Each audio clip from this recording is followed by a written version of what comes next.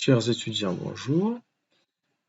Alors, nous allons voir aujourd'hui la géométrie du triangle rectangle, c'est-à-dire comment je mène des calculs dans un triangle rectangle lorsque je veux calculer des longueurs de côté ou alors des angles sur le triangle rectangle.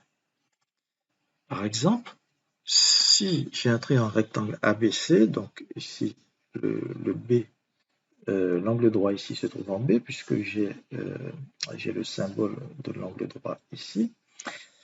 Eh bien, les questions peuvent être de calculer l'angle aigu A ou l'angle aigu C ici. Ou alors de calculer les longueurs, une des longueurs AB, BC ou AC. Comment faire? Alors, déjà, d'une façon bien générale, dans un triangle rectangle, si vous voulez calculer toutes les données,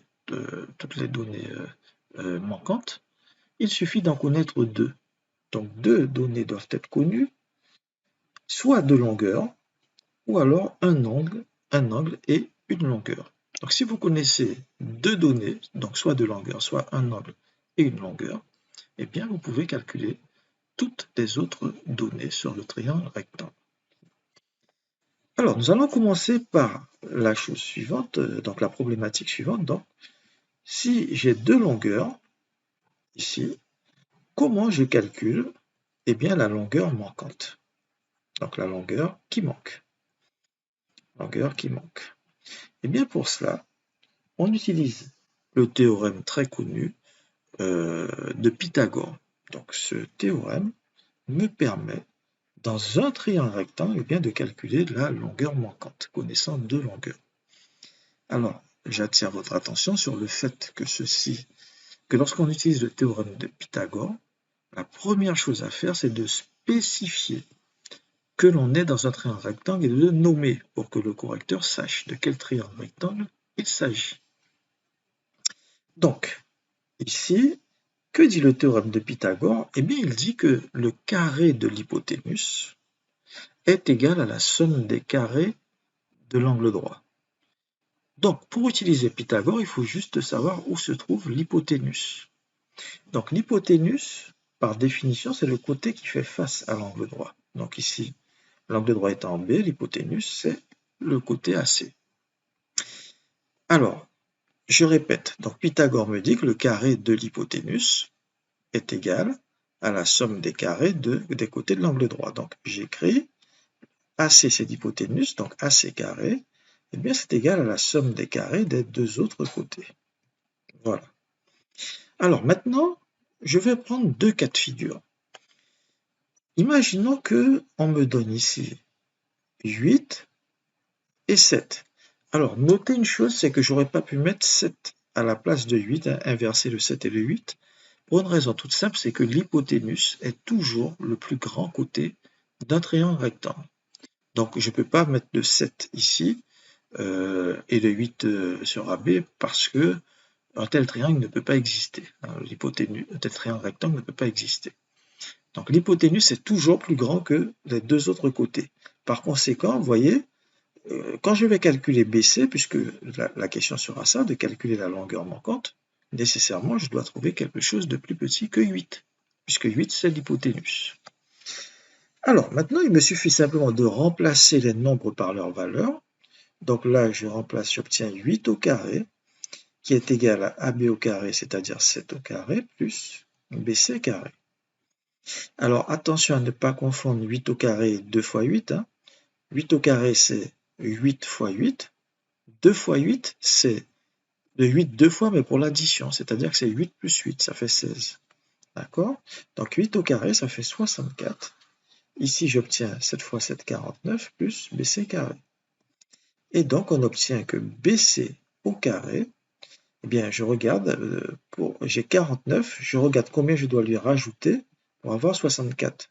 Donc, pour ça, il faut faire une soustraction. Donc, 69 moins 44, et je vais trouver BC au carré. Or, 64 moins 49, eh bien, je trouve 15. Donc, BC au carré est égal à 15. Alors maintenant, je cherche un nombre dont le carré vaut 15.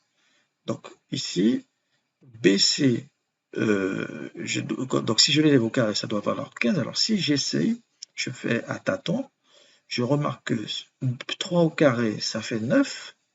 4 au carré, ça fait 16. 16, c'est plus grand, j'ai déjà dépassé. Par conséquent, BC, il est forcément compris entre 4 et 3. Et du coup, si je veux écrire, donc si je veux trouver la valeur de BC, eh bien j'ai une touche sur la calculatrice qui est la racine carrée qui me permet donc de trouver BC. BC, c'est racine carrée de 15. Et si vous en voulez une valeur approchée, donc vous aurez 3, quelque chose, puisqu'il est entre 3 et 4. Mais en fait, cette écriture ne va jamais se terminer. Donc, dans ce cas-là, si on vous demande la valeur exacte, vous laissez simplement racine carrée de 15. Si on vous demande une valeur approchée, à 10-2 près, eh bien, vous prenez l'écriture décimale, vous regardez et vous arrondissez, ou vous prenez une troncature à 2 chiffres après la virgule. Alors maintenant, je vais changer les nombres de place, c'est-à-dire que l'hypoténuse, cette fois-ci, ne sera pas connue. Donc ici, le 8, je vais le barrer. Je change ici. Et le 8, je le mets ici. Donc le côté inconnu, c'est AC. Donc, remarquez que les nombres ont changé, mais le trait en rectangle n'a pas changé. Enfin, quand je dis qu'il n'a pas changé, c'est que l'angle droit est toujours en B. Donc, le théorème de Pythagore ne va pas bouger, puisque l'hypoténuse ne bouge pas, c'est toujours AC. Donc, le théorème de Pythagore va encore vous dire que vous avez ceci. AC carré, c'est AB carré plus BC carré. Alors, qu'est-ce que j'obtiens cette fois-ci? Eh bien, si je remplace donc les nombres par leur valeur, donc j'obtiens que AC carré, c'est AB carré, donc 7 au carré, plus BC carré. Alors, BC carré qui vaut donc, comme j'ai déjà remplacé AB par sa valeur, autant que je fasse la même chose pour BC. Donc 8 au carré, ce qui fait 49 plus 64. Et donc j'obtiens 113. Par conséquent, AC, c'est la racine carrée de 113. Et voilà.